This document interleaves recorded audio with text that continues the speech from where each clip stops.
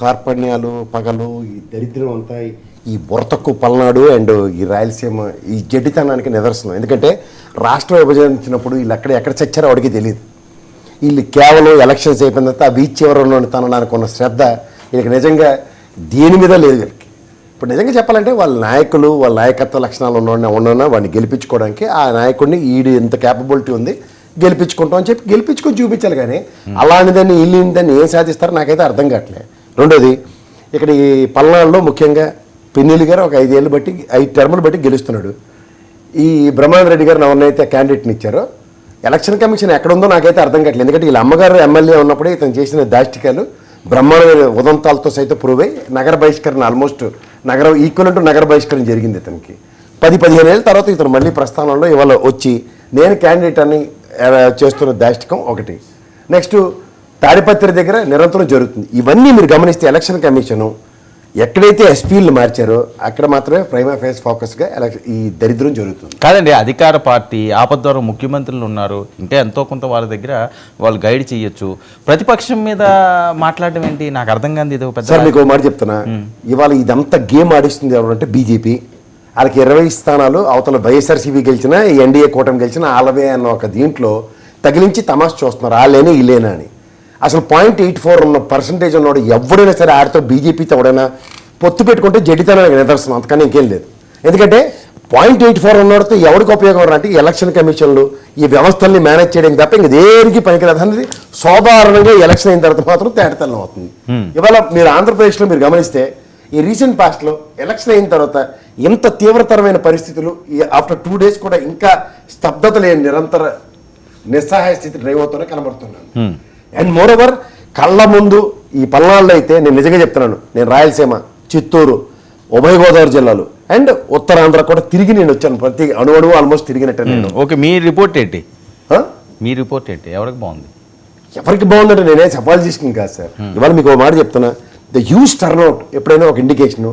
Recent పాస్ట్లో మనకి ఒక నానుడు ఉంది, ప్రభుత్వ వ్యతిరేకత ఉన్నప్పుడే ప్రజలు ప్రతిస్పందించి ఓవర్ టర్న్అవుట్ అయ్యి ఎలక్షన్ నిర్వర్తిస్తారన్నది ఒక మాట. కానీ if you really recollect recent పాస్ట్లో జరిగిన వెస్ట్ బెంగాల్ ఎలక్షన్ కనుక జరిగితే ప్రాంత పరిరక్షణ కోసం ఆరంభించిన ప్రాంతీయ పార్టీ అన్నది కనుక నేపథ్యానికి తెరలేపితే వెస్ట్ బెంగాల్ టర్న్అవుట్ని కనుక ప్రామాణికంగా తీసుకుంటే ఆంధ్రప్రదేశ్లో దేనికి దిక్సూచో కొట్టొచ్చినట్టు కనబడుతుంది. రెండోది ఈ కూటమి కింద తెలుగుదేశం నిజంగా ఒరిజినల్ ఎబిలిటీ ఉంది, నువ్వా నేనా తగలబడే అంత సామర్థ్యం ఉండి కూడా ఎందుకు కూర్చుంచిపోయిందో వాడికి తెలియదు. అలాగే ముఖ్యమంత్రిగా పవన్ కళ్యాణ్ గారిని ఊహించుకొని ఆ సామాజిక వర్గం అంతా ఇతను అందరం ఎక్కిస్తానన్న దగ్గర అతను ఎందుకు కూర్చుంచిపోయాడో వాడికి అర్థం కాని ఎలక్షన్. అండ్ అతను ఓవర్ కంప్రెషన్లో 21 స్థానాలకే పరిమితమై నేనా నువ్వా అన్న తలబడే అంత నేపథ్యాన్ని 75% పేజీలకే తెలుగుదేశం నుంచి వచ్చిన పారాచూట్ని ఎంటర్టైన్ చేసుకుంటూ అతిరథ మహారథులైన జనసేన సామ్రాజ్యంలో ఉన్న ఏ నాయకుడికి కూడా అంత పరిరక్షణ జరగనంత ఈ తెలుగుదేశం వాళ్ళకే ఇచ్చి ముందుకెళ్ళిన ఉదంతం. మూడోది అస్సలు ఉనికి లేని బీజేపీని ఎందుకు నెత్తికెత్తుకుందో ఎవరికి తెలియని నిస్సహాయ స్థితిలో టీడీపీ ఈ ఎలక్షన్ ప్రభావం ఎక్కడైనా కనిపించిందా? కనిపించబోతుందా? ఏమి ఉండదు కూడా.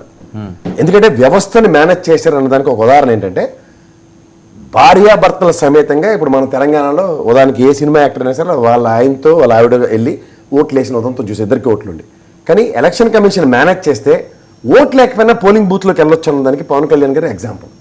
అండ్ ఇంకోటి మీకు మళ్ళీ నేను ఇంకో విషయం చెప్తున్నాను, ఎలక్షన్ కమిషన్ మాత్రమే మేనేజ్ చేయడానికి. ఎందుకంటే 2019 ఎలక్షన్లో ధన ప్రవాహాన్ని ఎక్కడ తెలుగుదేశం పరంగా ఎక్కడ అనువరించలేని దగ్గర ఇవాళ ఎలక్షన్ కమిషన్ చేతిలో ఉంటే ఏం చేస్తాం అన్న దగ్గర క్యాండిడేట్ల చేతి చేసిన ఉదంతాన్ని ఫస్ట్ టైం నేను చూస్తున్నా. ఈవెన్ ఒక వ్యవస్థ ఉన్నా సరే కన్స్ట్రక్టివ్ వేలో పార్టీని నిర్మించుకొని ఈ ఎలక్షన్కి ముందుకెళ్లే నేపథ్యాన్ని కలిగి ఉండి కూడా ఇంత క్యాడర్ బేస్ ఉండి కూడా నిస్సహాయ స్థితిలో కేవలం పవన్ కళ్యాణ్ మీద బ్యాంక్ అయిన తెలుగుదేశాన్ని నేను సాధారణంగా చెప్పగలను. ఈ నిస్సహాయ స్థితిలో ఎలక్షన్ డ్రైవ్ చేసి ఇవాళ శాసించే స్థాయి అన్న దగ్గర 175 నియోజకవర్గాలు ప్రస్థానం 140 కుదించిపోయారు. ఒక సామర్థ్యం, ఒక సామాజిక వర్గం ఉభయ గోదావరి జిల్లా. మీ ఎక్స్పెక్టేషన్ ఎంత? చాలా మంది ఏవో చెప్తున్నారు, 110 అంటారు, 120 అంటారు, 130 అంటారు, 140. 110 జేబులో పెట్టుకుని ఆయన ఎలక్షన్ చేశాడండి జగన్మోహన్ రెడ్డి. ఎందుకంటే తెలుగుదేశం ప్రస్థానంలో 1983 నుంచి 40 స్థానాల్లో వాళ్ళు ఎప్పుడు గెలిచిన ఉదంతం లేదు. జేబులో పెట్టుకునే ఎలక్షన్ చేయడం ఏంటి? నేను చెప్తున్నాను కదా, 40 స్థానాల్లో తెలుగుదేశం ప్రస్థానం లేదు. 1983 రామారావు గారు పెట్టిన 18 స్థానాల్లో 2009, 2014, 2019 ఎలక్షన్స్ చూస్తే 18 స్థానాల్లో తెలుగుదేశం రిప్రజెంటేషన్ లేదు. ఇవి దగ్గర 63 స్థానాలు. 2014లో 67 స్థానాలు గెలిచిన జగన్మోహన్ రెడ్డి సోదరుని కనబడుతున్నాడు. నేను ఏంటంటే ఒక అనలిస్ట్గా ఏంటంటే నేను మొత్తం చూశాను కాబట్టి చెప్తున్నా. తెలంగాణలో మీరు చెప్పిన ఆ ఫిగర్స్ తేడా వచ్చినాయి కదా, అప్పుడు మీరు ఇబ్బంది సార్ 25 స్థానాల్లో మళ్ళీ చెప్తున్నా, 25 స్థానాల్లో నాయకుల మార్పుతో తెలంగాణ ఇవాళకి కూడా నేను ఎవరితో డిబేట్ సిద్ధంగానే ఉన్నా. 1000 ఓట్ల లోపలే 20 స్థానాలు గెలిచా. ఏదైతే అవనివ్వండి, నేనైతే అది నా తప్పనే నేను ఒప్పుకున్నాను కదా. మోర్ ఓవర్ ఇవాళ మీకు మళ్ళీ చెప్తున్నా, ఇక్కడ క్యాండిడేచర్ మార్పు, సో ఇక్కడ తప్పు జరగదు. అదే ఇంకోటి చెప్తున్నా, ఒక క్యాండిడేట్ జరిగిన తప్పుని జనవరి నుంచి రీప్లేస్మెంట్ ఒక ఇన్ఛార్జ్ త్రూగా నిరంతరం పర్యవేక్షించబడిన నియోజకవర్గాలు మనం సాధారణంగా చెప్పొచ్చు. ఉదాహరణకి విజయవాడలో కానీ కేకే రాజు గారిది విశాఖపట్నంలో కానీ మీరు నియోజకవర్గాలు చూస్తే 23 స్థానాల్లో గెలిచిన తెలుగుదేశంలో ప్రైమా ఫేస్ ఫోకస్ పెట్టి వైఎస్ఆర్సీపీ నిర్వర్తించిన కార్యక్రమాలు కనుక చూస్తే దగ్గర 670 కోట్ల పైచిలుక అవినాష్ గారి త్రూగా మన గద్దె రామ్మోహన్ రావు గారి నియోజకవర్గంలో అతను ఖర్చు పెట్టిన ఉదంతం అండ్ పరిరక్షించిన ఉదంతం చూసుకోమనండి. అలాగే కేకే రాజు గారు 470 కోట్లతో వైజాగ్ నియోజకవర్గాన్ని ఏ విధంగా అభివృద్ధి పంధాన్ని ముందు నిలుపుతారో చూడండి. సంక్షేమం అభివృద్ధి అన్న దీనికి మీకు 470 కోట్లు ప్రభుత్వ సంక్షేమ. మీరు నేను ఇద్దరు వైజాగ్ నుంచి వచ్చాను ఫ్రమ్ వైజాగ్. నాకు ఆ ఫిగర్స్ తెలియదులేండి. నేను ప్రత్యక్షంగా వెళ్ళాను సార్. నేను ఇవాళ మీకు మళ్ళీ చెప్తున్నాను, ఒక 45 మంది ఎమ్మెల్యేలని ఎంపీలని అండ్ మినిస్టర్ స్థాయి ఉన్న వాళ్ళని, అంటే 3 ఎంపీలు నేను ఇంటర్వ్యూ చేశాను. 45 నియోజకవర్గాలు అనుకుంటే 3 ఏళ్ళు 21 ప్లస్ 42 వేసుకుంటే 21 ప్లస్ 40 నేను క్షుణ్ణంగా దగ్గర 70 నియోజకవర్గాల పైన నేను పర్యవేక్షించి నేను గమనించి అక్కడ ఉన్న స్థానికత స్థితిగతులను ప్రభావితం. సో ఇప్పుడు ఎంత అంటారు మీరు? 110, 120, 130, 140? సార్ మీకు ఒక స్వింగ్ మళ్ళీ చెప్తున్నాను. లాస్ట్ టైం మీకు ఒకటి గుర్తుంచుకోండి, 1% వేరియేషన్తో దగ్గర 20 నుంచి 22 స్థానాలు తీవ్ర ప్రభావం కలిగజేసాయి. అది వైఎస్ఆర్సీపీకి అడ్వాంటేజ్ క్రియేట్ చేసాయి 150 కోట్లు. అపార్ట్ ఫ్రమ్ దట్ ఒక 4%, 3%, 2% కనుక ర్యాలీ కింద దిగి ఒక స్వింగ్ కనుక వస్తే it is not less than 130+. ఎందుకంటే తెలుగుదేశం తనకి తన స్థాయిని నిర్వర్తించుకుని 140కి ఆయన అవుతున్నారు. కానండి గత 45 రోజులు అంటే 2019లో ఎంతకి 10 అంతలు అసలు ఇప్పుడు నథింగ్. అప్పుడైతే వాళ్ళు అసలు ఇంకా భూమి ఆకాశం ఏకం చేశారు. ఈ బుద్ధ వెంకన్నట్టుడైతే తొల్లగొట్టి సమాధానాలు అసలు ప్రపంచం ఏమైపోద్దా అనిపించింది. అమ్మమ్మ ఇదేంటి ఇదని టక్కని 23 కూర్చుంచిపోయారు. తర్వాత ఏం జరుగుతుందో అలాగే తెలుస్తుంది. ఓకే ఓకే, ప్యానలిస్టులు కూడా తీసుకుంటాం మళ్ళీ వద్దు. కానీ శాంతి ప్రసాద్ గారు నమస్తే. నమస్తే వర్మ గారు, ప్యానల్లో ఉన్న మా సోదరులకు చూస్తున్న ప్రేక్షకులకు, ముఖ్యంగా మా ప్రసాద్ ఓపెనింగ్ వర్డ్ బట్టి నేను యాక్సెప్ట్ చేస్తాను. మీ ప్రియమైన ప్రసాద్ గారు ఓపెన్ గా చెప్పిన అనాలిసిస్ 130, 140. మా సోదరుడు ఓపెనింగ్ వర్డ్ ఈ వైలెన్స్ ఎందుకు జరుగుతుంది, దిక్కుమాలిన వైలెన్స్ అనేది బట్టి నేను యాక్సెప్ట్ చేస్తాను. కరెక్ట్. ఇది జరగాల్సిన అంశం కాదు, ఎందుకు జరుగుతుందో కూడా దీని మీద పరిశీలించారు. వాస్తవానికి ఇటువంటి వైలెన్స్ బిఫోర్ ఎలక్షన్ జరుగుతున్నైతే on the day of polling నాడు జరుగుతుంది. పాత రోజుల్లో బ్యాలెట్ బాక్స్ ఉన్నప్పుడు బ్యాలెట్ బాక్స్ ఎత్తుకెళ్ళడానికి మనకు ఓటింగ్ పత్రాలు ఉన్నప్పుడు జరిగేవి, పోలింగ్ బూత్ల దగ్గర జరిగేవి. మేము ఆ చిన్నప్పటి నుంచి మేము కళ్ళతో చూసిన వాళ్ళం. మా చిన్నప్పటితో ముందు సోడా బుడ్లు ఎగరేసేవాళ్ళు, తర్వాత టెక్నాలజీ పెరగడంతో కర్రలు, తర్వాత ఈ ఇరప రాడ్లు లాంటి మారణాయుధాలు ఇవన్నీ వచ్చినాయి. ఏది ఏమైనా తర్వాత అభివృద్ధి చెందిన ప్రాంతాల్లో బాంబులు కూడా వేయడం కూడా జరిగింది. అంటే ఒకే ట్రెండ్ నడుస్తుంటది. ఒకప్పుడు ఏముంది, శివ రిలీజ్ అయిన తర్వాత సైకిల్ చైన్లతో కొట్టుకున్నారు. అదే ఏదో అంటే ఎన్నికలకు వచ్చే వరకు ఈ ట్రెండ్ ఉండేది. బాంబులు అనేది ఇప్పుడు ప్రత్యేకమైంది. ఏమో భవిష్యత్తులో తుపాకులు కూడా వస్తాయేమో పోలింగ్ బూత్ మనకు తెలియదు, కానీ ఇది వాయిచ్చని ట్రెండ్ కాదు. అది కూడా ఎన్నికలు అయిన తర్వాత దీని మీద ఖచ్చితంగా రాష్ట్ర పోలీస్ యంత్రాంగం మట్టికి సమాధానం చెప్పాల్సిన అవసరం. కేంద్ర ఎన్నికల సంఘం కూడా దీని మీద స్పష్టంగా స్పందించాల్సిన అవసరం ఉంది. నిర్దిష్టమైన ప్రకటన చేయాల్సిన అవసరం అయితే ఉంది. శేఖర్ రెడ్డి కూడా మొన్న నిన్న జరిగిన డిబేట్లో కూడా ఉన్నాడు. మేము ఎదురు ఉన్నప్పుడు కూడా వేరే ఛానల్ కూడా అనుకున్నాం. పల్నాడు మాచర్ల ఏరియాలో అసలు మామూలుగా రాయలసీమ ఏరియాలో జరిగే ఇటువంటి ఘర్షణలు పల్నాడు మాచర్ల లాంటి ప్రాంతాలు కూడా రావటం వాంఛనీయం కాదు. గుంటూరు జిల్లా ఈ మధ్య ప్రత్యేకంగా ఎందుకో ఈ అసాంఘిక ఘటన కేంద్ర బిందువుగా ఇది వాంఛనీయం కాదు. ఎందుకంటే రేపు భవిష్యత్తులో అది రాబోయే రాజధానికి దగ్గరగా ఉండే ప్రాంతం. ఆ ప్రాంతం ఇటువంటి ఘర్షణ పూర్తి వాతావరణము, యుద్ధ వాతావరణం లాంటి లేకపోతే ఫ్యాక్షనిస్ట్ మెంటాలిటీ ఉన్న వ్యక్తులు ఉండటం అనేది ఇట్టి పరిస్థితులు కూడా వాంఛనీయం కాదు. రాష్ట్ర భవిష్యత్తు ఇచ్చే, దీర్ఘకాలిక భవిష్యత్తు ఇచ్చే దాన్ని మొగ్గలోనే తుంచాల్సిన అవసరం ఉంది.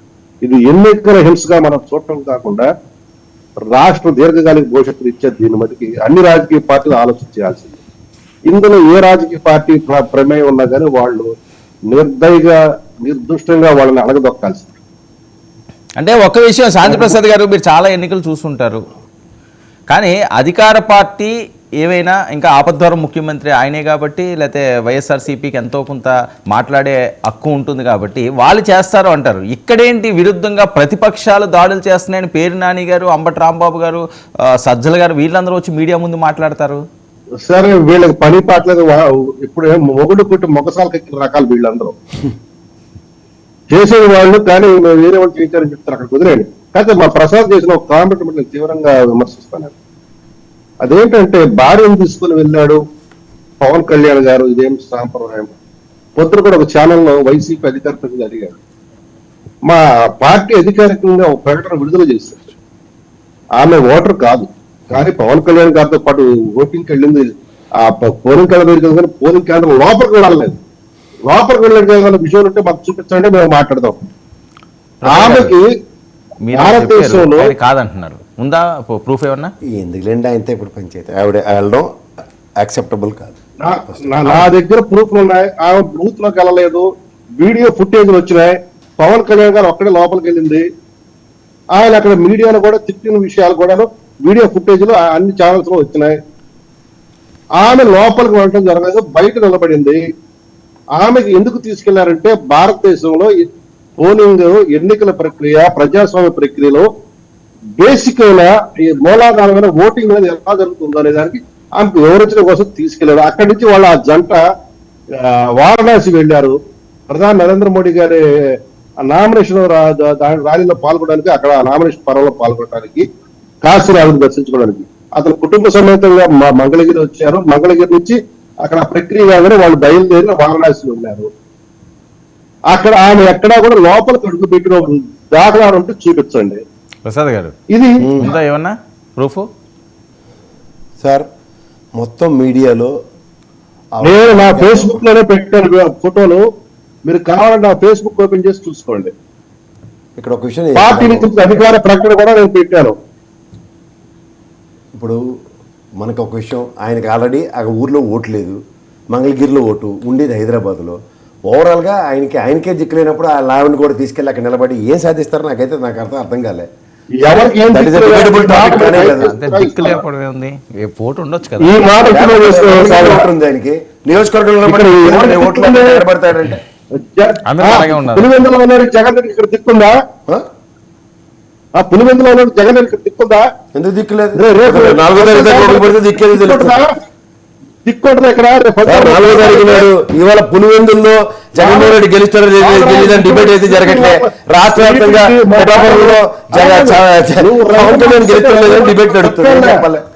నువ్వు రంగు మార్చుకుంటే రంగు మార్చుకో, నీ సార్ వ్యక్తిగత వాస్తవం మార్కెట్ డిస్కషన్ అవుతుంది, దాని మీద మాట్లాడదాం.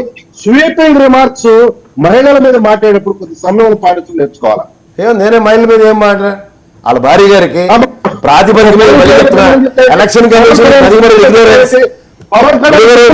చెప్తా. ఇవాళ మీకు భార్య సమేతంగా ఓటేసిన ఉదంతాలు నేను చెప్పా. వాళ్ళిద్దరికి ఓటు ఉంది, పోలింగ్ బూత్ లోకి వెళ్తారు. ఓట్లేని లోపలికి ఎందుకు వెళ్తారు అనేది ఫస్ట్ ప్రశ్న. ఓట్లేని ఏ ప్రాతిపదిక లోపలికి వెళ్తారు? లోపలికి వెళ్ళారా? ప్రూఫ్ ఉంటే చూపించండి. మీకు అరే మాధ్యమాల్లో క్లియర్ గా కనబడుతుంది. మన భూముడు చూపించండి. ఏం సార్ ఈ రాష్ట్రంలో ఏ సన్నాసం కావాలని చూస్తున్నా? డ్యూ రెస్పెక్ట్ సార్, మాధ్యమాల్లో నేను మీరు ఓటు మీరు వేసారు, నా ఓట్లు వేసుకునే కదా. ఏం మీరు మాట్లాడుతున్నారు? పోలింగ్ బూత్ లోకి వెళ్ళింది అనేది ఎవరైనా ఉంటే ప్రూఫ్ బయట పెట్టండి. ప్రింట్ వస్తుందా అని అడిగే అజ్ఞాని గురించి కూడా మీరు మాడాలంటే మీరు ఏం చెప్పాలి? మీరు చెప్పండి.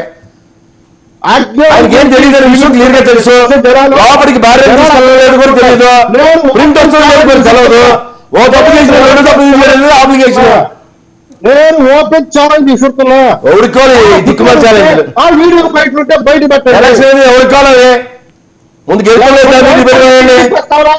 ఎవరి కాలం ఎందుకు ప్రస్తావన? ప్రసాద్ గారు, శాంతి ప్రసాద్ గారు, ఆయన గెలుస్తారు లేదు చర్చ పెట్టండి. లోపలికి వెళ్ళిందో లేదో నాకెందుకు? వెళ్ళిందని మాధ్యమాలు వచ్చారు. తప్పు. ఎలక్షన్ కమిషన్ ఇగ్నోరెన్స్ గురించి ఆయన గెలుస్తాడు, కూటమి గెలుస్తుంది. సరే గెలిచిన మారదాం 4వ తారీఖు మీరు ఉంటారు, నేను ఉంటాను. 4వ తారీఖు మీరు జనతా అంటున్నారు, 4 లోపు నేను ఉంటాను. రోజు అందరూ వైసీపీ కలిపి చూడాలి, కోరుకోవడం తప్పు. సోదరా, నువ్వు విశ్లేషణ మాటలు తప్పలేదు, కానీ మహిళ ఎందుకు వచ్చింది? ఏంటిది ఏంటంటే ఎలా వెళ్తారు? కాదండి, ఏ ప్రారంభం వెళ్తారు మీరు చెప్పండి. సాంబశివరావు గారు, నేను మళ్ళీ చెప్తున్నా, మనకి ఎలక్షన్ కోడ్ ఒకటి ఉంటది. ఓ ముగ్గు ఎత్తరు 1000 అడుగుల దూరంలో, 100 అడుగుల దూరంలో. పోలింగ్ కేంద్రం దగ్గరికి ఐడి కార్డు లేకుండా, ఓటు హక్కు లేకుండా ఏ ప్రాతిపదిక ఏంటి శేఖర్ ఏదో చూపిస్తున్నాడు. శేఖర్ ఏంటది? ఒక్క నిమిషం అండి, శాంతిప్రసాద్ గారు శేఖర్ ఏదో చూపిస్తున్నాడు. శేఖర్ ప్లీజ్. సార్, ఇక్కడ శాంతి ప్రసాద్ అన్న కొంచెం ఆవేశం తగ్గించుకోమని కొంచెం. కాకపోతే ఇక్కడ ఏమవుతుందండి, election commission code of conduct కింద కొన్ని గైడ్ లైన్స్ అనేవి ఇస్తుందండి. గైడ్ లైన్స్ ప్రకారం ఏదైతే అన్నా లెజైనవ గారు పోలింగ్ లోపలికి వెళ్ళి పవన్ కళ్యాణ్ గారు నొక్కేటప్పుడు అక్కడ లేరు కదా అని చెప్పేసి శాంతి ప్రసాద్ గారు ఒక వాదన తనదైన శైలిలో ఒక అడ్వకేట్ కాబట్టి వాదన మొదలెట్టాడు. కాకపోతే election commission of India guide lines ప్రకారం ఓటు లేని వాళ్ళు అండర్ 15 years మైనర్ తప్పితే, మైనర్ కి మాత్రం వాళ్ళ పేరెంట్స్ తోటి వాళ్ళతో అలో ఉంటుంది తప్పిస్తే 15 years అబోవ్ ఉండి ఓటు లేని వాళ్ళు కనీసం ఆ 100 అడుగులను చూశారండి ముగ్గేస్తారు. అది దాటి రావడానికి కూడా లేదు, అది దాటి రావడానికి కూడా లేదండి.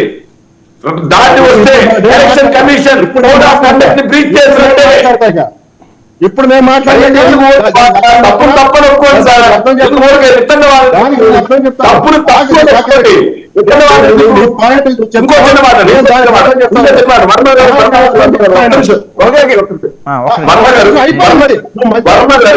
ఏదైతే పోలింగ్ 48 గంటల ముందు ఆ విలేజ్ లో 48 గంటల ముందు ఆ విలేజ్ లో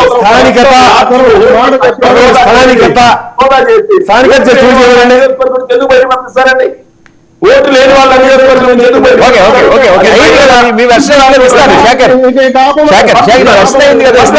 ఆయన కంప్లీట్ చేయండి, మీకు ఇస్తాను. చెప్తాను. పోలింగ్ కేంద్రంలోకి 100 మీటర్ల లోపు ఓటర్ కన్వర్ట్ రాకూడదు. అది అబ్జెక్షన్ తీసుకోవాల్సింది ఎవరు? వాళ్ళు తీసుకుంటే దానికి ఎవరు కాదన్నారు. కానీ ఓజక మీ ఎమ్మెల్యే అభ్యర్థులు మందలుగా జరగల అనుచరులు ఇస్తున్నారు. అది ఏ రూల్ అనుకూలంగా ఉంది? వీడియో రాలా? ఓటింగ్ దాంట్లో జనాలు అబ్జెక్ట్ చేసినా కానీ ఒకడు కొట్టారు తెలాల్లో. అది ఏం మాట్లాడు, ఒక ముఖ్యమంత్రి ఏం మాట్లాడాడు? కాబట్టి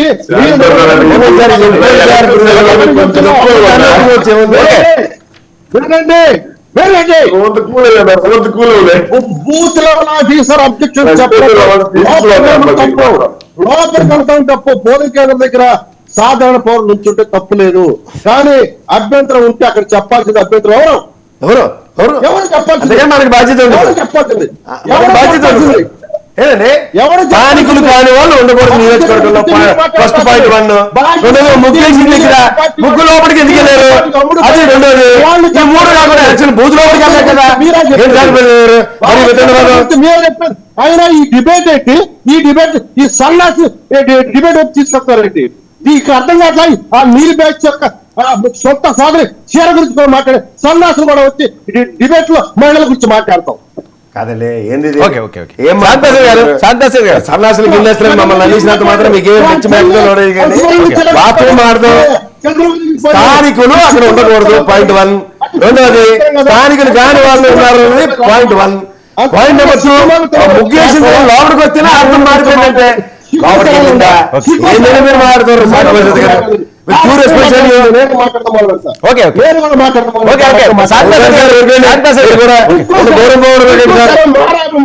ఎవడు కూడా చిక్కు సరే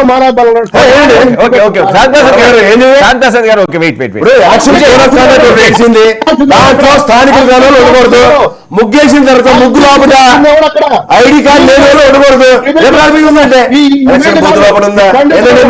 కాదు, లేకపోతే ఒక పార్టీకి అమ్ముడుపోయిన వాడు కాదు.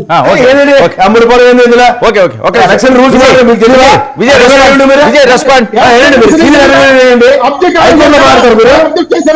ఎవరైనా అబ్జెక్ట్ చేశారా లోపలికి వచ్చిన ఎవడు అబ్జెక్ట్ చేస్తే నీ స్టూడెంట్ చేస్తావు మరి కూర్చునే ఎవడు అబ్జెక్ట్ చేయాలి స్టూడెంట్ చేస్తావు ఓకే టాపిక్ డైవర్ట్ అయిపోతుంది ఓకే శాంతిప్రసాద్ గారు ప్రసాద్ గారు ఒక్క నిమిషం శాంతిప్రసాద్ గారు please. మాట్లాడతారా మరి ఏంటండి మీరు మారుతుంది తప్పని చెప్తే మళ్ళీ మీరు ఏం మారుతారంటే ఏం చెప్పాలా మీకు రూల్ తెలుసు కదా? అక్కడ అబ్జెక్ట్ చేయాల్సిందే పోలింగ్ బూత్ స్టాఫ్ లేదా అక్కడ ఉన్న అబ్జెక్ట్ చెప్తే మీ ఇష్టం అన్నమాట మీరు కాదు అబ్జెక్ట్ చెప్తే మీ ఇష్టమా? పోలింగ్ బూత్ లోకి వెళ్ళలేదు అబ్జెక్ట్ చెప్తే మీ స్టూడెంట్ చేస్తారా రైట్ ప్రచారాలు ఏం మాట్లాడారు? ఓకే ఓకే ఓకే ఒక్క నిమిషం శాంతిప్రసాద్ గారు cool. మా పార్టీ అధికారికంగా ప్రకటన కూడా విడుదల చేసింది మీకు కళ్ళు చెవులు ఉంటాయి చదువుకోవచ్చు ఓకే ఓకే ఓకే ఒక్క నిమిషం శాంతిప్రసాద్ గారు వద్దు ఎమోషన్ వద్దు please cool Vijay response Varma గారు మీకు ఇప్పుడే మీకు పంపిస్తాను వాట్సాప్ లో ఓకే, ఓకే. మా అధికారి అయ్యో, ఎవడే వీళ్ళు అధికారిగా? ఓకే ఓకే సార్ ముగ్గేసి ఆయన మాట్లాడండి. ఇప్పుడు ముగ్గేసి లోపల ఉంటారు. మళ్ళీ మాట్లాడరు. ఈ సన్నాసి మాటలు ఈ సన్నాసి డిబేట్ కావాలా okay okay wait Vijay respond ఎవరు మాట్లాడారు ఎవరితో తెలుసుకోండి. వైలేషన్స్ జరిగాయంటే ఒక నిమిషం. వైలేషన్స్ గురించి మాట్లాడకుండా ఆడపిల్లలు ఆయన మాట్లాడుతున్నారు ప్రసాద్ విజయ్ సెల్ఫ్ డిక్లేర్డ్ మేధావి కేఎస్ ప్రసాద్ గారికి అదేగా 99 వీక్షకులు అందరికి కూడా శుభ సాయంత్రం అండి. కేఎస్ ప్రసాద్ గారు కాస్త మాట్లాడేటప్పుడు నాలుకని సరిగ్గా పెట్టుకొని మాట్లాడితే గౌరవంగా ఉంటది. బుర్ర తక్కువ వాళ్ళ పల్నాడులు బుర్ర తక్కువ వాళ్ళ లేకపోతే ఎవరు ఊరిలో కొట్టుకోలేదు. నీకేం తెలుసు పల్నాడు గురించి? గొప్పల గురించి తెలుసు రాష్ట్ర పౌరుషాలు ఇవన్నీ ఊరుకోండి సార్. కొట్టుకోవడం తప్ప ఏముంది? అంటే ఏంటి మర్యాద క్షమాపణ చెప్పు పల్నాడు ప్రాంత ప్రజలకి. ఏం తమాషా చేస్తున్నావు ఏంటి? స్టూడియోలో ఉన్నావు హైదరాబాద్ లో ఉన్నావు ఏం కాదనుకుంటున్నావు ఏంటి? రెండైతే క్షమాపణ చెప్పు పల్నాడు ప్రజలకి. నీకంటే బుర్ర తక్కువ ఎవరున్నాడు? బీఆర్ఎస్ కు సపోర్ట్ చేసావు, బీఆర్ఎస్ ఖచ్చితంగా గెలుస్తుందన్నావు, ఓడిపోయింది. ఏంటి నీ మేధావితనం? ఓడిపోతే మేధావుల గురించి చెప్పలే. నువ్వు ఎక్కడున్నా ఎత్తుకుంటూ వస్తాం, ఎక్కడున్నా ఎత్తుకుంటూ వస్తాం. తమాషా ఉండేది నీకు. పల్నాడు అంటే ఏమనుకుంటున్నావు? తమాషా పడుతున్నావు. ఎవరు బుర్ర తక్కువ వాళ్ళు ఏం మాట్లాడుతున్నావు? ఎందుకు ఇప్పుడు ఎవరు కొట్టుకుంటారు? మీ ఊర్లో మీ వాళ్ళు కొట్టుకుంటే ఏమనుకుంటున్నావు? పల్నాడు అంటే ఏమనుకోవాలి? మీ ఊర్లో మీ వాళ్ళు కొట్టుకుంటే ఏమనాలి? ఏమనాలా?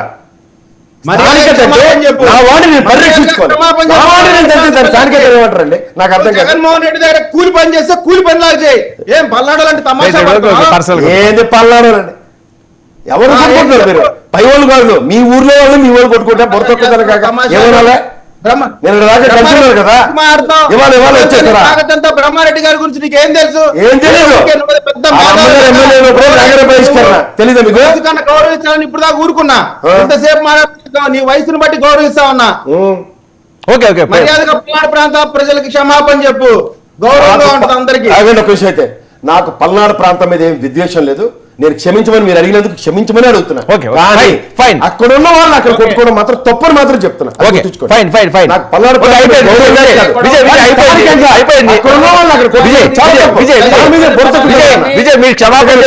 ప్రాంతం మీద నాకు గౌరవం లేక స్థానికంగా మీ వాళ్ళు మీరు కొట్టుకోవడం తప్పని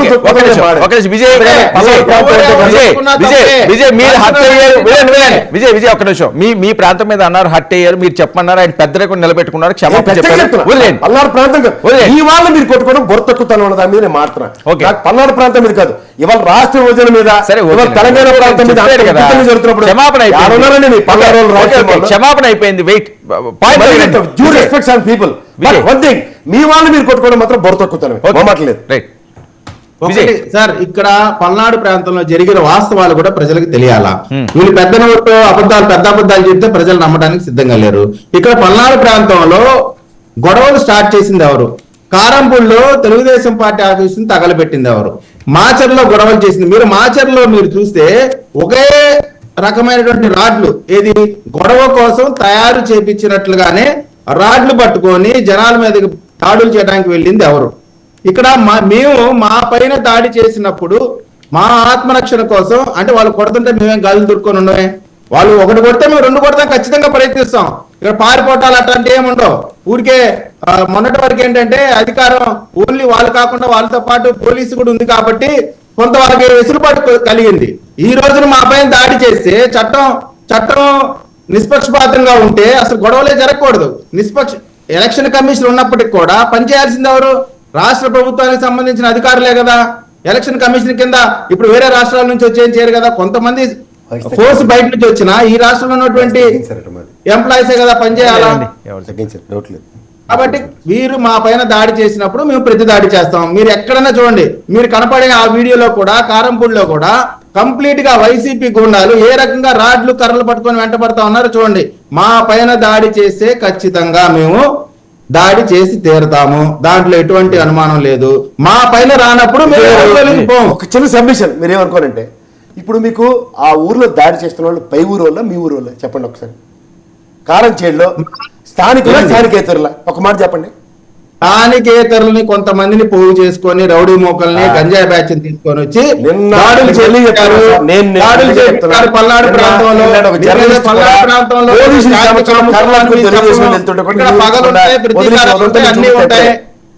అన్ని ఉంటాయి. కానీ సమన్వయంతో మేము ఉంటా ఉన్నాం. మా సమన్వయం కనీసం వాళ్ళు అది ఖచ్చితంగా అధికారులు ఒక నిమిషం విజయ్, అధికారులు దాని మీద ఖచ్చితంగా యాక్షన్ తీసుకోవాలి. ఎన్నికల కమిషన్ కూడా దాని మీద ఉక్కుపాదం మోయాలి. ప్రశాంతమైన వాతావరణంలో ఆ ప్రాంతాలన్నీ కూడా వీడియో జూమ్ చేయి, ఇది చూడండి. పోలీసు వాళ్ళు ఏం చేస్తారో మీకే తెలుస్తుంది. విజయ్ గారు మీరు చూడండి, ఇది నాకు ఎందుకు బుర్రతక్కుతనం మీద మాడానో మీరే చూడండి ఒకసారి. పోలీసుల సమస్యలో కర్ణాటక వెళ్తుంటారు, ఏం చేస్తారు సార్? సెంట్రల్ ఫోర్స్ వాళ్ళు మళ్ళీ అలా పులి చర్మాలు వేసుకుని చేస్తున్నారు. ఏం సార్ ఇది తమాషా? సార్ మీరు ఏదన్నా చెప్పండి, బుర్ర తక్కువ అనే మాట మాత్రం కరెక్ట్ కాదు. ఇప్పుడు వాళ్ళ ఊర్లో వాళ్ళు కొట్టుకోవడం ఏమన్నా చెప్పండి సార్. మీరు నన్ను కొడతాను, నేను మిమ్మల్ని కొడతాను. ఓ సురుగు వాతావరణంలో మన ఇద్దరు మారుకుంటాం.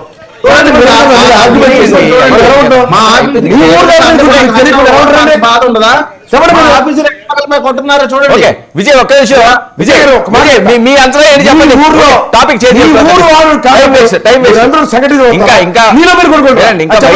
వైసీపీ మాట్లాడాలి, ఇది ఎక్కడతో విజయ్ ఒక్క విషయం. విజయ్ స్వింగ్ అవుతుంది, 130+ అని ఆలోచిస్తున్నారు. అలాగే శాంతి ప్రసాద్ గారు ఆయన వెర్షన్ చెప్పారు. మీ లెక్క ఏంటి నాకు స్ట్రైట్ గా చెప్పండి. ఇంకా శేఖర్ మాట్లాడాలి. వేడి పాలు తాగడానికి ప్రయత్నించిన పిల్లి ఏ విధంగా పారిపోయిందో, మరొకసారి పాలు చూడగానే ఏ విధంగా కంగారు పడి పాలంటేనే విరక్తి చెందిందో, అదే విధంగా జగన్మోహన్ రెడ్డి పరిపాలనకి ఆంధ్రప్రదేశ్ ప్రజలు పారిపోయారు.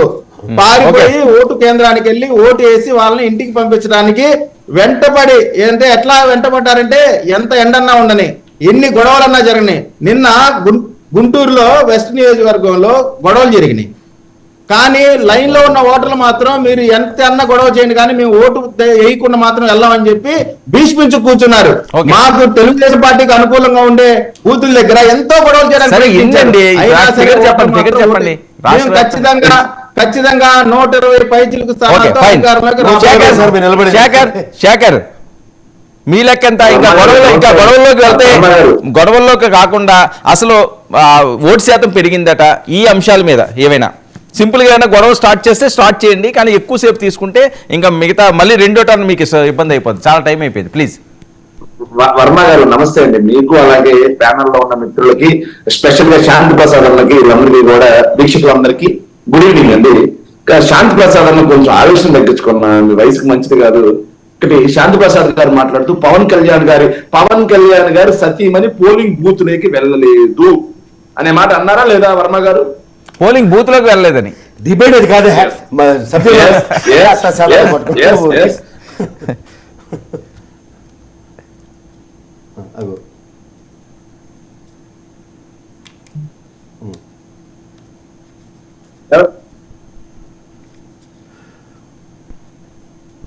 నెక్స్ట్ అదేంటి పోలింగ్ బూతా?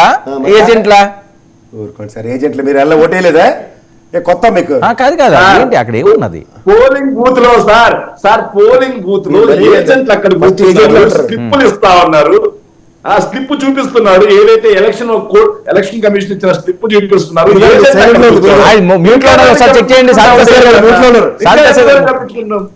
నేను మా అధికార ప్రకటన కూడా పంపించాను మీకు ఇప్పుడు వాట్సాప్ లో. మరి ఇదేంటి? నేను అడిగిన దానికి సమాధానం చెప్పండి. మరి ఇదేంటి? మరి ఇదేంటి అది సమాధానం వాళ్ళ స్క్రీన్ మీద వేయమని చెప్తున్నా, వాళ్ళ స్క్రీన్ మీద ఆ సమాధానం వేయమని చెప్తున్నా.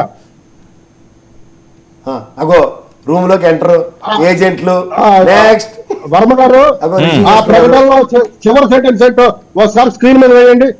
అగో సరే మీరు చెప్పేయండి సార్, నేను చూపిస్తానండి, మీరు చెప్పేయండి. ఇప్పుడు మళ్ళీ భారతదేశంలో ఎన్నికలు జరిగే విధానాన్ని ఆమెకి వివరించారు. ఎవరండి అంత బాగా అలా కూర్చొని ఏజెంట్లే కదా, లోపలే ఉంటారు కదా.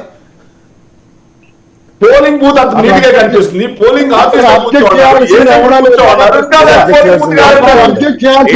ప్రశ్నించా ఏంటిది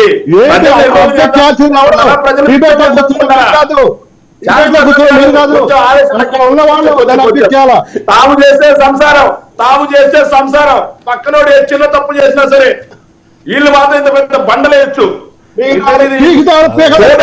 election commission code of conduct ని బ్రీచ్ చేసిన ఒక అడ్వకేట్ అయినటువంటి శాంతి ప్రసాద్ లాంటి వాళ్ళు, పూజలు గౌరవనీయులైనటువంటి శాంతి ప్రసాద్ లాంటి వాళ్ళు ఇలా వెనకేసి పార్టీ ఏమాత్రం సమంజసం అనేది వీక్షకులు గమనిస్తా ఉన్నారు. వాళ్ళ కింద కామెంట్ల రూపంలో చెబుతారు. ఇంకో విషయం అండి, వీక్షకులు చెప్తారు సార్, వీక్షకులు చెప్తారు. ఇంకో విషయం అండి,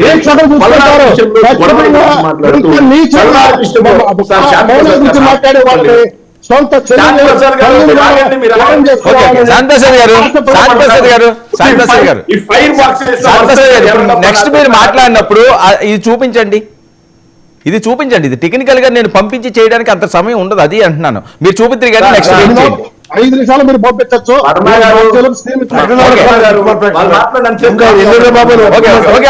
మాట్లాడండి, మీరు చెప్పండి ఏముంది, చెప్తే ఏంటి చూపిస్తే. ఇంకోటండి, పల్నాడు ప్రాంతంలో గొడవల గురించి మాట్లాడుతూ విజయ్ చాలా అద్భుతంగా మాట్లాడు, పల్నాడు ప్రాంత ప్రజలకు క్షమాపణ చెప్పి తీరాల్సిందే అన్నారు. ఖచ్చితంగా పల్నాడు ప్రాంత ప్రజల మనోభావాలు దెబ్బతింటే క్షమాపణ చెప్పి తీరాల్సిందే. కేఎస్ ప్రసాద్ అన్న గౌరవంగా చెప్పాడు, దానికి ఆనందం. మరి ఇన్నేళ్లలో 2009-10 నుంచి మొదలైంది రాయలసీమ సంస్కృతి, పులివెందుల రౌడీలు, కడప గూండాలు అని ప్రతి క్షణం ఒక ప్రాంతం మీద విషం చిమ్మే ఈ పార్టీ ఏదైనా క్షమాపణ చెప్పాయి ఆ ప్రాంతానికి? మీకు మాత్రమే మనోభావాలు ఉంటాయా? పులివెందుల ప్రాంతం వాళ్ళకి, రాయలసీమ ప్రాంతం వాళ్ళకి మనోభావాలు ఉండవా విజయ్? మీకు మాత్రమే కోపాలు వస్తాయా?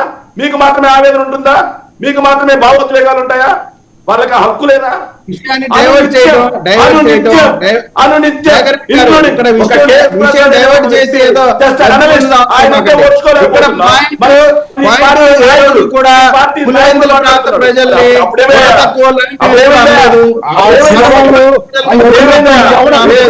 రాయలసీమ ప్రాంత ప్రజలు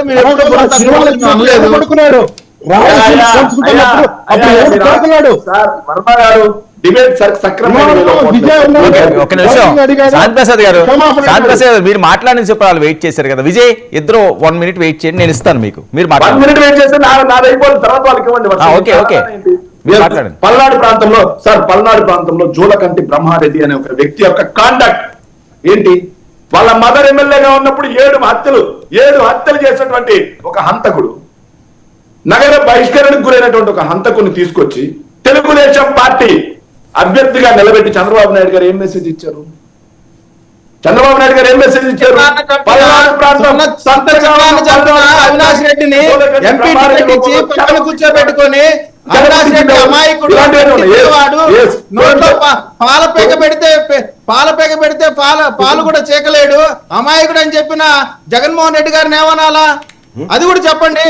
దాని గురించి కూడా చెప్పి ఆ వీడియో కూడా చూపించండి. జగన్మోహన్ రెడ్డి గారు ఏం మాట్లాడారు అనేది కూడా చూపించండి. జగన్మోహన్ రెడ్డి గారు ఏం మాట్లాడారు?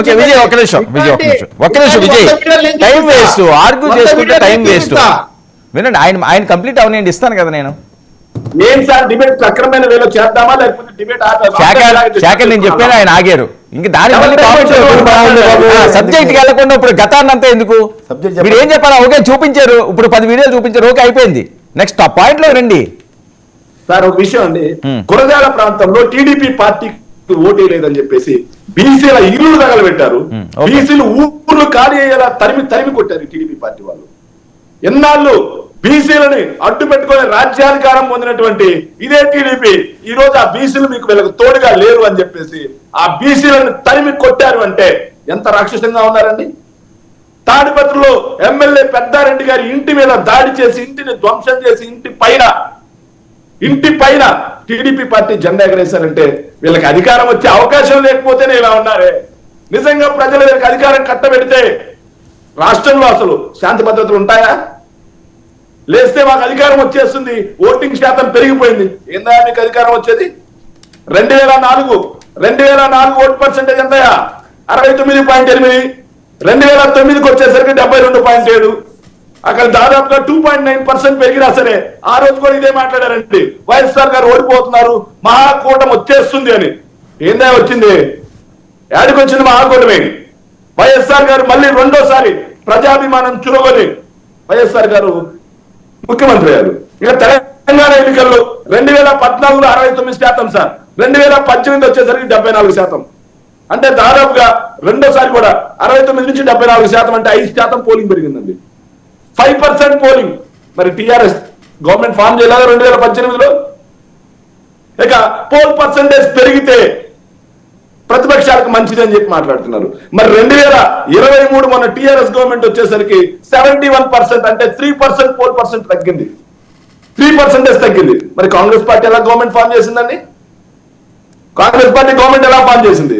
సార్, మూకుమ్మడిగా వీళ్ళ యొక్క ధోరణి ఆంధ్ర రాష్ట్ర ప్రజల్లో, ముఖ్యంగా బీసీ, ఎస్సీ, ఎస్టీ, మైనార్టీలు మొత్తం కూడా తెలుగుదేశం పార్టీ విధానాలు ఏంటి అనేది మూకుమ్మడిగా తెలుసుకున్నారు. కాబట్టి ముఖ్యంగా మహిళలు 4 లక్షలకు పైగా ఎక్కువ మంది మహిళలు క్యూ లైన్లలో నిలబడి చంద్రబాబు నాయుడు అనే ఒక విష వృక్షాన్ని శాశ్వతంగా భూస్థాపితం చేయడానికి ఓటు అనే రూపంలో తాము నిర్ణయం చేశారు. ఈవీఎంలలో నిక్షిప్తమైంది కూడా నిర్ణయం. ఆ నిర్ణయం జూన్ 4వ తారీఖున తెలుగుదేశం పార్టీకి చెప్పపెట్టు పెట్టులాగా వాళ్ళకి. శేఖర్, మీ సర్వే ఏంటి? ఎన్ని సీట్లు? ఆ రోజు వాళ్ళు మళ్ళీ కూడా వాళ్ళకి సాకులు కూడా లేవు, అన్ని సాకులు వాడేశారు. జూన్ 4th మనం కూర్చుంటాం, డిస్కస్ చేస్తాం. మీ లెక్క ఎంత? ఎన్ని సీట్లు? సార్, మేము 100% చెప్తున్నామండి. మేము 100కు 100%, 175 స్థానాల్లో మా ఎఫర్ట్ పెట్టాం. 130కి పైగా వైఎస్ఆర్ కాంగ్రెస్ పార్టీ ద్వితీయ దుందిబి కాదండి,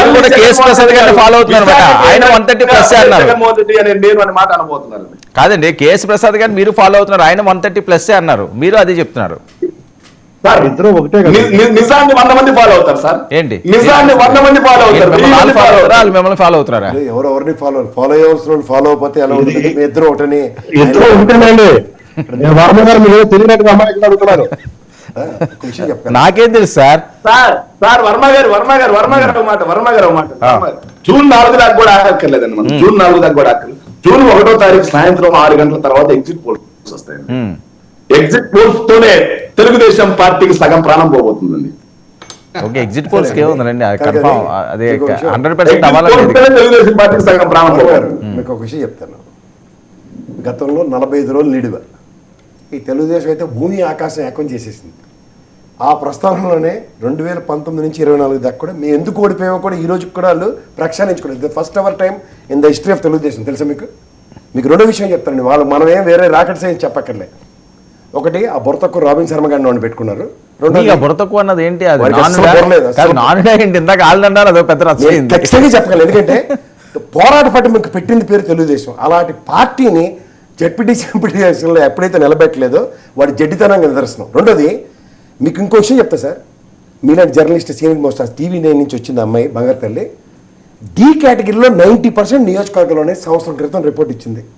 ఇప్పటికీ దాని మీద ప్రక్షాళన జరగలేదు సార్. ఇప్పుడు సే ఫర్ ఇన్స్టెన్స్ డి కేటగిరీలో 90% నియోజకవర్గాలు ఉన్నాయంటే ఏ ప్రాతిపదిక మీద BCDA అన్న కేటగిరైజేషన్స్లో ఎక్కడికి ఎదుగుతారో ఇన్నాళ్ళ ప్రస్తావనలో ఒక్క ఉదంతో చెప్పండి. తర్వాత manifesto is another thing, nothing but Bible, Quran and Bhagavad Gita అంటారు. ఎవరైనా సరే ఎలక్షన్కి నాది ఇది మేనిఫెస్టో, ఈ ప్రభుత్వం కన్నా ఇంత మెన్న చేస్తానని జస్టిఫికేషన్ ఉంటుంది. ఇందులో సెట్ బ్యాక్ చెప్పనా మీకు? బీజేపీ మిగిలిన రాష్ట్రాలన్నింటిలో మేనిఫెస్టో రిలీజ్ చేసింది, ఆంధ్రప్రదేశ్లో రిలీజ్ చేయడానికి ధైర్యం చేయలేదు. రెండోది, వీళ్ళు ఎలక్షన్ కమిషన్కి కూడా మేనిఫెస్టో సబ్మిట్ చేయలేదు. మూడో point, the biggest set back is ఈ మేనిఫెస్టోని ముగ్గురు పార్టీలు జస్టిఫై చేయలేకపోయి. నాలుగోది ప్రజల్లోకి తీసుకెళ్లడంలో మీకు మెజరబుల్ ఫెయిల్యూర్. ఎంతసేపు జగన్మోహన్ రెడ్డి గారిది రాక్షస పాలన, ఆయన దించేయాలన్న ఏకైక ఎజెండాతో ముందుకెళ్లారు. ఇది ఎంతవరకు వాళ్ళ దగ్గర వైఎస్ఆర్సీపీకి తెలుసో తెలియకో జగన్మోహన్ రెడ్డి గారు కావాలా వద్దా అనే ఎలక్షన్కి మాత్రమే తెరలేపగలిగారు. ప్రజలు జగన్మోహన్ రెడ్డి గారు కావాలి అన్నదానికి డెసిషన్ ఇస్తారా లేదా ఎవరా అన్న దగ్గరే వాళ్ళ వైబ్రేషన్స్ ముందుకెళ్ళే తప్ప వీళ్ళ యొక్క ప్రస్థానంలో చంద్రబాబు గారు కావాలా లేదా పవన్ కళ్యాణ్ గారు కావాలా లేదా పురంధేశ్వరం కావాలా అన్న దగ్గర చాయిస్లెస్ సిచ్యువేషన్ క్రియేట్ ఓకే, చేశారు. పవన్ కళ్యాణ్ గారు పిఠాపురంలో గెలుస్తున్నారు లేదా మీ అబ్జర్వేషన్? చాలా టైట్ ఫైట్ అండి. మీకు మంగళగిరి ప్రస్థానం చెప్తా, అలా 3-4 వేలకు మించి ఎక్కడ ఉదంతాలు లేవు. వాళ్ళంత మంగళగిరి కూడా ఓడిపోతారా? చాలా టఫ్ నోట్ వస్తుంది. ఒకటి మంగళగిరిలో ఆయన ఒక్కడు గెలిచి లోపలికి వెళ్ళినా ఉద్ధరించి ఊళ్ళేది ఏం లేదు. Kuppam is a measurable situation for Chandrababu Naidu గారు. ఆయన రాజకీయ ప్రస్థానంలో ఓటమితో స్టార్ట్ చేశారు, ఓటమితో ముగించిపోతున్నారా అన్నది ఒక పెద్ద క్వశ్చన్ మనకు మిగిలి. పులివెందులు ఎలా ఉంది? పులివెందులు నవ్వుతారు సార్. అదేంటి సతీష్ రెడ్డి గారు మీకు ఒకటి చెప్తారు. పులివెందుల విషయంలో సతీష్ రెడ్డి గారి కన్నా ఒక తీక్ష్మార్ కన్నరెడ్డి, ఆయన పేరు విజయ్ గారు కదండి. విజయ్ గారికి బాగా తెలుసు తెలుగుదేశం పులివెందుల్లో మీరు నమ్మినా నమ్మకపోయినా 30-35% స్థిరమైన ఓటు బ్యాంక్ ఉంది వాళ్ళకి, ఈ రోజుకి కూడా ఉంది. కానీ ఈ 42 సంవత్సరాల పార్టీ ప్రస్థానంలో 1% పెంచుకోవడానికి కూడా ప్రయత్నం లేదు ఎక్కడ పులివెందుల లాంటి ప్రాంతాల్లో. మీకు అలాగా ఒక పార్టీకి ఉన్న లెగసీని ఒక ఇంచి పెంచుకోవడానికి ప్రయత్నం చేసే దగ్గర ఒక రాజశేఖర రెడ్డి గారితో పోరాడిన, జగన్మోహన్ రెడ్డి గారితో పోరాడిన సతీష్ రెడ్డి గారు లాంటి వ్యక్తినే కోల్పోయారంటే వాళ్ళు ఏ ప్రాతిపదిక మీద వాళ్ళ పోరాటం ఉంది అన్నది ప్రజలకు క్లియర్గా అర్థమవుతుంది సార్. నిన్నటి దాకా ఇప్పుడు కొన్ని కేటగరీషన్స్లో కొన్ని ఉంటాయి. సింపథెటిక్ వేవ్లో అరే ఇన్నాళ్ళు పోరాడుతున్నాడు రాబాయ్ రఘునందన్ చూసుకోండి దుబ్బాకలో, అరే క్యాస్ట్ ఈక్వేషన్స్ లాస్ట్ మూమెంట్లో పోలరైజ్ అయ్యాయి అండ్ ఈయన ఇన్నాళ్ళు బట్టి ఓడిపోతున్నాడు, అట్లీస్ట్ ఒకసారి కన్సిడరేషన్ ఇస్తాం. అలాంటి చాయిస్లెస్ సిచ్యువేషన్స్కే డ్రైవ్ అయ్యారు వాళ్ళు. సో తెలుగుదేశం పరంగా ఉన్న క్యాండిడేట్ మంగళగిరి, పిఠాపురం, అలాగే కుప్పం ఇవన్నీ కూడా కష్టమే. బికాస్ మీకు ఒకటి చెప్పనా, నేను ఎక్కడ చెప్పగలను, ఉభయ గోదావరి జిల్లాలో ఊరంతా ఒక దాట కాపులతో దాట నానుడే ఉంటుంది. వాళ్ళు చెప్పింది 90,000 మంది ఒక దగ్గర పోలరైజేషన్ అయితే మిగిలిన 2,38,000 మిగిలిన వాళ్ళు ఏం చేస్తారు? ఓకే విజయ్ ఏంటి మంగళగిరి కష్టంగా ఉందట, కుప్పం కష్టంగా ఉందట, పిఠాపురం ఇప్పటిదాకా విజయ్ గారు అడగండి, పిఠాపురం గురించి రాజప్రసాద్ గారు చెప్తారు. ఈ రోజు దాకా కూడా ఎక్కడ ఒక 5-6 వేలు మెజారిటీతో వచ్చిన ఉదంతాలు చాలా రేరెస్ట్. పులివెందులు అయితే 1% కూడా మీరు గెయిన్ చేయలేకపోయారట ఇన్ని సంవత్సరాల్లోని. కేఎస్ ప్రసాద్ గారిని వైసీపీ తరఫున స్టార్ క్యాంపెయిన్ గా పెట్టుకుంటే మాకు ఖచ్చితంగా 175 వచ్చేసాయి. మీరు 170 తెచ్చుకోండి చాలు. ఇప్పుడు 175 ఒకటి మా పార్టీకి సంబంధించి మేము పెంచుకునే దాంట్లో మా ప్రయత్నాలు ఖచ్చితంగా ఉంటాయి. సతీష్ రెడ్డి గారిని వదులుకున్నారంటే సతీష్ రెడ్డి గారి మీద జగన్మోహన్ రెడ్డి గారి కుటుంబం ఏ విధంగా రాజారెడ్డి గారి హత్యకి సంబంధించి ఆయన ఏ విధంగా మాట్లాడారు, ఏ విధంగా అయితే రిలయన్స్ వాళ్ళని ఏ విధంగా తండ్రి చనిపోయినా చంపారు వీళ్ళన్న వాళ్ళని పక్కన పెట్టుకున్నారో సరే అవన్నీ ఇప్పుడు నేను పోదలుచుకోలేదు. బ్రహ్మారెడ్డి గారి గురించి మాట్లాడారు శేఖర్ రెడ్డి గారు. బ్రహ్మారెడ్డి గారు ఏదో హత్యలు చేశారని, ఎప్పుడు చేశారు? చేశారు కదా, చేస్తే మరి శిక్షలు ఎందుకు ఏపీ లేకపోతే? బాబు ఇంకేం చెప్పాలి? వినండి మీరు చెప్పాల్సింది చెప్పారు, మీరు చెప్పిన దాన్ని అడుగుతున్నా, చెప్పండి, సమాధానం అడిగిన దాన్ని చెప్పండి. హత్యలు చేసి ఉంటే ఆయనకి సీటీటో మీద ఆక్షేపించారు, తప్పులేదు ఆరోపణలు వచ్చినాయి కాబట్టి పెట్టారు. మీకు సింపుల్ అండి, మీకు అర్థం బాగా చెప్పండి విజయ్ గారు. 11 గంటల లోపల మన వాళ్ళు అందరూ ఓట్లు వేసి చంద్రబాబు గారు చెప్పారు అంటే దాని అర్థం ఏంటి? 11 గంటల తర్వాత దరిద్రమైన అర్థం. ఈ దాచుకాలని 11 గంటల తర్వాత ఇది మొదలయ్యాయి. సరే ఓకే మాట్లాడండి. మీరు కేఎస్ ప్రసాద్ గారు మీరు డైరెక్ట్ గా వైఎస్ఆర్సీపీ అధికార ప్రయత్నం పెట్టుకోండి, దానికి ఏం పర్లేదు, అన్నీ పెట్టుకుంది, మీరు టెన్షన్ పడకండి. కానీ భారత్ వాళ్ళకి మాట కదా 11 గంటల లోపల ఓట్లు వేసింది అందరూ. తర్వాత జరిగి దరిద్రం ఎవరో అడ్రస్ చేయలేము, మన వాళ్ళందరూ సురక్షితంగా ఉండాలి. ఇది అవునా కదా? 99 టీవీ ద్వారా చెప్పదలుచుకున్నాను, ఎక్కడైనా సరే దాడులు ఇక్కడ నుంచైనా ఆపటం అనేది అందరికీ మంచిది, ఎవరికి మంచిది కాదు. ఎవరైనా సరే చేస్తుందా? 5 ఏళ్ల బట్టి పిన్నెల రామకృష్ణ రెడ్డి గారు అక్కడే ప్రతినిధి. ఈ దరిద్రం లేదు ఇక్కడ. ఈ ప్రమాద రెడ్డి గారికి ఇవ్వగానే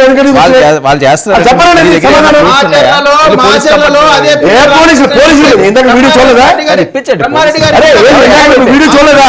పోలీసులు సమస్యల కారణాలకు వెళ్తుంటే యారు ఎలక్షన్ కమిషన్ వీళ్ళు 5 ఎస్పీలు ఎక్కడైతే మార్చారో ఆ నియోజకవర్గాన్ని తీవ్ర ప్రభావం ఉన్నాయి. ఏం మారుతారండి? హయాంలో జరగని దాష్టికాలు లేవు. జంగమేశ్వరపురం దగ్గర నుంచి అనేకమైన హత్యలు సరే, ఓకే, చేయించారు. ఇప్పుడు ఆ టాపిక్ 12 మంది హత్య చేయించారు. ఒక్క నిమిషం విజయ్, ఇంక దాంట్లోకి వెళ్తే ఎవరు అయితే తెరవలేదు, గెలిపిస్తారా ఎవరన్నా? నిజంగా నిజంగా మీరు గవర్నమెంట్ చేస్తే 5 సంవత్సరాలు గెలుస్తారా? మీరెవరు గుడి కూడా వెళ్ళిపోతుర్రా? అయిపోయింది, ఓడిపోతున్నామని భయంలో ఏ విధంగా- ఎవరు కూడా పోయిపోతాం? మీ వాళ్ళు ఎలక్షన్ అయిన తర్వాత దాడులు ఎందుకు జరుగుతాయి? మీ వాళ్ళు ఎందుకు ఓవర్ యాక్షన్ చేస్తారు? బల్లలు కొట్టి- కాదండి, పగలు కొట్టి- తాడిపత్రిలో ఆ ఇంటి మీద తెలుగుదేశం జెండా ఎగరేసి దాడి చేసింది మీ వల్ల ఎవడా పై వదా? ఏం మాట్లాడుతారు? ప్రజలకేం చెప్పండి మీరు విజయ్ గారు? ఎందుకంటే హాస్యాస్పదమే ఉంది. డంకా కొట్టి గెలుస్తా ఉన్నాం చూసుకోండి. మరి గెలిస్తే దాడులు ఎందుకు చేస్తారు? అధికారంలోకి రాబోతా ఉన్నాం, ఊహించని మెజారిటీ. ఓకే.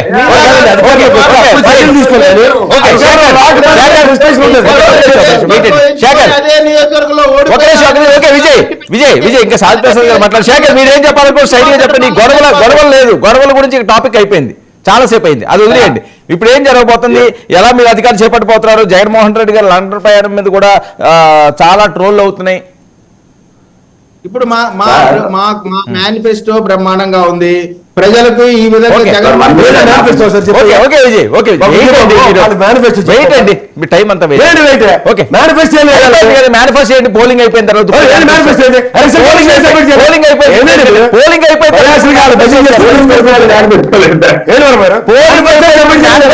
మీరు ఏం చేస్తారండి? పోలింగ్ అయిపోయిన తర్వాత మేనిఫెస్టో గురించి చెప్పండి. ఓకే, ఇప్పుడు అయిపోయింది కదా, పోలింగ్ ఉంటే పోనీ దాని గురించి డిస్కస్ చేసిన ఒక అర్థం. వీళ్ళు ఏమి ఇవ్వలేదు, ఇచ్చారండి. పోలింగ్ అయిపోయి కూడా మేనిఫెస్టో ఇప్పుడు ఏం చేసుకుంటారు? ఎక్కడ పెట్టుకుంటారు? శేఖర్ ఎక్కడ పెట్టారు?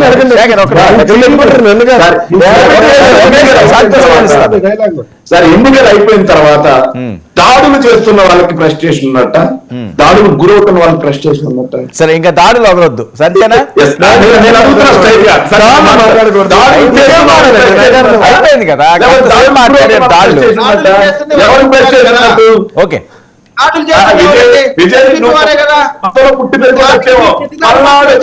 ముఖద్వారమైనటువంటి నరసరావుపేట నుంచి మార్చర్ల వరకు ప్రతి నియోజకవర్గంలో, ప్రతి మండలంలో, ప్రతి గ్రామంలో ఏ విధంగా తెలుగుదేశం పార్టీ నేను చెప్పగలను. దాని గురించి దేనికి కానీ విషయం అండి. సార్ వర్మ గారు ఒక మాట, ఇతను మాట్లాడుతూ మహిళా ఓటర్లు బారులు తీరున్నారని చెప్పేసి. వర్మ గారు, మీకు దాదాపుగా మీరు చాలా సార్లు ఈ మధ్య వర్మ గారు మీరు చాలా సార్లు డిబేట్లు పిలిచినా సరే నేను స్కిప్ చేశా. నేను స్కిప్ చేయడానికి కారణం ఏంటి? గ్రౌండ్ లెవెల్ లో తిరుగుతున్నారు కాబట్టి. సార్, మహిళా ఓటర్లు చంద్రబాబు నాయుడు గారి మీద ఈసారి ఎంత కసిగా ఆ కసి చూస్తే తెలుగుదేశం పార్టీ వాళ్ళు 2019లో కూడా సార్ ముద్దా వెంకటరెడ్డి తొడగొట్టారు, ఇట్లా మిస్సలు తిప్పారు. ఏమైందండి ఆ తొడల మిస్సాలు? తొడల మిస్సలు ఏమైందండి? రాష్ట్ర ప్రజలు ఖచ్చితంగా చంద్రబాబు నాయుడు గారు, కే ప్రసాద్ అన్నట్టు చంద్రబాబు నాయుడు గారు రాజకీయ ప్రస్థానం ఓటమితో మొదలైంది. మళ్ళీ అదే రాజకీయ ప్రస్థానం ఓటమితో ముగియబోతుంది. ఎలాంటి సందేహమే లేదు. శాంతి ప్రసాద్ గారు ప్లీజ్. ఒకటైతే వాస్తవం చెప్తాను సార్, హింస ఎవరు చేసినా కూడా అది క్షమించడానికి నేను నిర్మోహమాటంగా వాడు ఎవడైనా సరే వాడి మీద కేసులు పెట్టాల్సిందే. ఈ ప్రస్తుత పరిస్థితి ఎలక్షన్ కమిషన్ ఆఫ్ ఇండియా ఆధ్వర్యంలో ఉంది కాబట్టి వాళ్ళు నిర్మోహమాటంగా ప్రతి ఒక్కడి మీద చర్య తీసుకోవాల్సిందే, ప్రతి ఒక్కడి మీద పెట్టాల్సిందే, బాధ్యులు ప్రతి వాళ్ళని శిక్షణ గురయ్యేలా చేయాల్సిందే. ఇందులో ఎటువంటి శశబిషలు లేవు, ఎటువంటి మాట తేడా కూడా రావటం లేదు. ఎందుకంటే ఈ గుంటూరు జిల్లా అనుకుని మా కృష్ణా జిల్లా, ఈ అవినిగడ్డ, ఈ ప్రాంతాలు కూడా ఉంటాయి. ఇవి కూడా ఒకప్పుడు ఫ్యాక్షన్ రెడీ ఏరియాలు. మాకు హత్యలు ఎక్కువ జరిగేవి అవినిగడ్డ దివిసీమ ప్రాంతంలో, ఈ కొంత కనెక్టెడ్ ఏరియాస్. ఆ సంస్కృతి అనేది విస్తరించకూడదు అనే దాంట్లో బహుశా ఎవరు కూడా నా మాటతో విభేదించాలనుకుంటున్నాను. కాబట్టి ఎన్నికల హింస ఎన్నికలు అయిన తర్వాత వచ్చిందంటే దీని గురించి ఆలోచన చేయాల్సిన పరిస్థితి ఖచ్చితంగా ఉంది. దీన్ని నివారించాల్సిన పరిస్థితి ఉంది. గతంలో రాయలసీమలో ఈ రోజు రాష్ట్ర నడిబొట్టులో జరుగుతుందంటే ఇది ఖచ్చితంగా ఎక్కడో ఏదో తేడా పడుతుంది. ఏదో ఒక పార్టీకి ఓటమి భయపడుతుంది. ఆ పార్టీ వాళ్ళందరూ మరి ఎక్కువ అమ్మాయికి అవుతున్నారు అర్థం అవుతుంది. ఎస్, తెలుగుదేశం చేసినట్టున్నప్పుడు దేశం గుండా ఎక్స్పోజ్ అవుతారు కదా. మీ నీతి తీరు ప్రకారం మరి మీరెందుకు కనపడుతున్నారో రోడ్ల మీద వీడియోలు వస్తున్నాయి కదా. ఎప్పుడైనా సరే దాడికి ప్రతి దాడి ఉంటుంది, దాడికి ఆత్మ ఉంటుంది. ఇప్పుడు ఆ భూమి అఖిల ప్రియ ఇంటి దగ్గర ఆ కారుతో కూర్చున్న సంఘటన ఎంత స్పష్టంగా కనబడుతుంది. ఇంత స్పష్టంగా బీసీల మీద ఎస్సీల మీద గ్రామాలు తగలబెడుతూ వాళ్ళు ఊర్లో పారిపోతా ఉంటే కనిపిస్తా ఉంటే ఇంకా సంతోషించడానికి కళ్ళని పారిపోయానా మనస్సాక్షి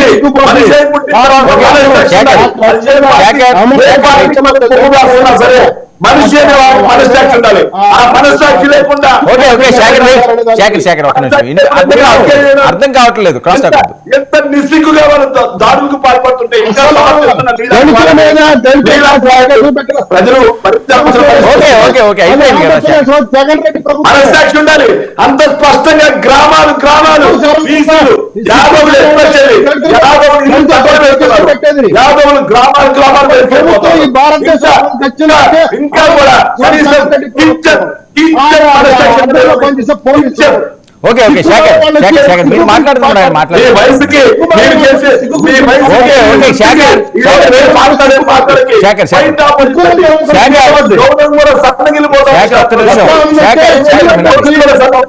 ఒక్క నిమిషం చేస్తే అర్థం కావట్లేదు. ఓకే శాంతి ప్రసాద్ గారు వాళ్ళ లెక్క వాళ్ళు చెప్పారండి. మీ అంచనా ఏంటి? మీ ఎన్ని సీట్లు చెప్పండి. ఇది తేలదు ఈ పంచాయతీ. జగన్ రెడ్డికి ఇష్టమైన పదవి రివర్స్. 2019 రివర్స్ ఫలితాలు రివర్స్. ఎన్ని సీట్లు సార్? కూటమికి 140 దాకా టచ్ అవబోతున్నాయి సార్. ఇది వాళ్ళ ఇంటెలిజెన్స్ వాళ్ళు బయట పెడతలేదు. ఎన్ని? 140 సీట్లు కూటమికి. ఓకే వర్మ గారు జూన్ 4వ తారీఖు సాయంత్రం ఇదే డిబేట్ కి జూన్ 4వ తారీఖు ఉదయం నుంచి మీరు కూడా టైం ఫిక్స్ చేసుకుంటారు. మార్నింగ్ నుంచి మినిట్ టు మినిట్ ఇద్దాం.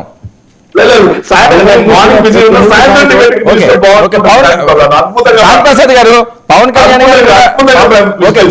గారు కూడా టైట్ ఫైట్ అన్నది కేఎస్ ప్రసాద్ గారు రిపోర్ట్. వైసీపీ కళ్ళద్దాలను చూసే ప్రతి ఒక్కరికి కట్టాలి కనపడుతుంది, కానీ సాధారణ కళ్ళద్దాలు కళ్ళజోలు లేదు సార్. శాంతి ప్రసాద్ గారు మీకు కూడా తెలిసిన నా పరిసర ప్రాంతాల్లో తిరిగానని కాదు. ఒక్క విషయం శాంతి ప్రసాద్ గారు పిఠాపురంలో ఏకపక్షంగా జరిగిందని. ఒక్క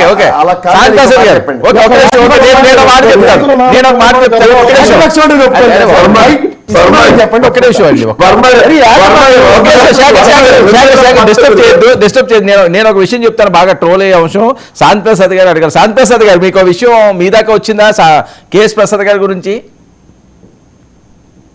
ఏంటి సార్ అది? ఆయనకి నామినేటెడ్ పదవి ఇస్తున్నారట, ఎమ్మెల్సీ ఇవ్వబోతున్నారట. ట్రోల్ అవుతున్న అంశం నిజమా? ప్రసాద్ గారు అవునా కాదా? మీరు నిజమా కాదా? ట్రోల్ అవడం నిజమా కాదా? ట్రోలింగ్ నేను అయ్యిందే చెప్పాను చేయలేదు కదా. అది ఒక పార్టీని నమ్ముకొని ఎంతో చిత్తశుద్ధితో పనిచేస్తున్న ఎంతో మంది ఉంటారు. నేను జస్ట్ కాదు ట్రోల్ నిజమా కాదా అసలు నాకు మళ్ళీ చెప్తాను. నాకు పార్టీతో ఎఫిలియేషన్ లేదు. సరే ఓకేనండి, అవన్నీ వదిలేదు. నాకు ఎవరెవరో ఇప్పుడు ప్రసాద్ గారు చెప్తారట. నాకు చెప్పండి. రోజు సంపేతం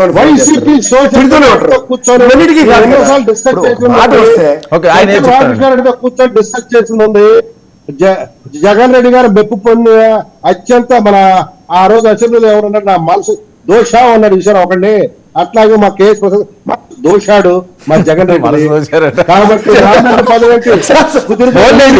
కాబట్టి ఏమండి ఇప్పుడే లేదు కదా అది. ఓకే ఆయనకి మీరు చేస్తున్నారా చేయట్లేదు నేను అందులో సరే ఇవ్వచ్చు కదండి. ఏదో మంచి స్పీకర్ సరే ఎక్కడ ఉంటే ఏంటి ఇవ్వచ్చు. నేను ఉన్న ఒక మాట చెప్తాను సార్, నాకు ఒక స్వేచ్ఛ ఉంది. నేను ఏ పార్టీలోనే జాయిన్ అయ్యి నేను అధికార ప్రతినిధి అడిగే హక్కు. నేను ఏ పార్టీ చేసినప్పుడు నాకు మీరు ఎవరు అభిమానం చెప్పలేం కదా. ఓకే చూద్దామండి. All the best.